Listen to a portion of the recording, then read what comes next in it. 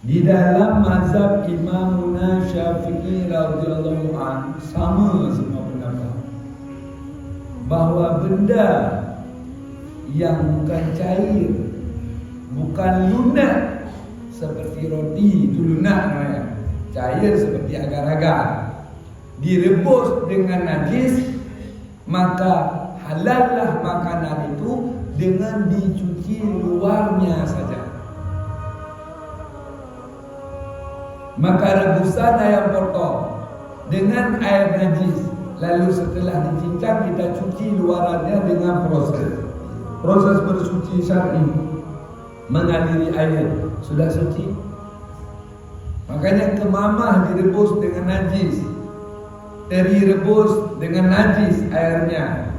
Kemudian kalau enggak direbus, direndam lalu dijemur, airnya najis, itu wajib cuci luar. Kalau yakin tadi airnya najis.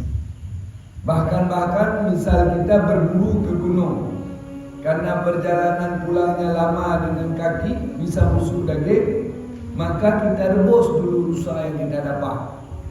Kebetulan enggak dapat mata air, maka semua sumbang air, sumbang kencing untuk jadi modal rebus.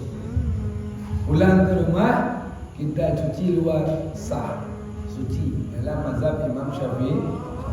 Tapi tidak suci ini dalam mazhab Imam Hanafi. Kalau Imam Maliki Hambali setahu saya juga suci.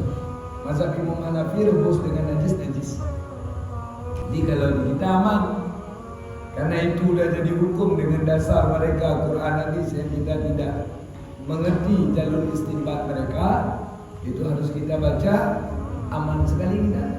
Sehingga lanjutkan makan untuk mesin bro, kemamah dan ayam potong.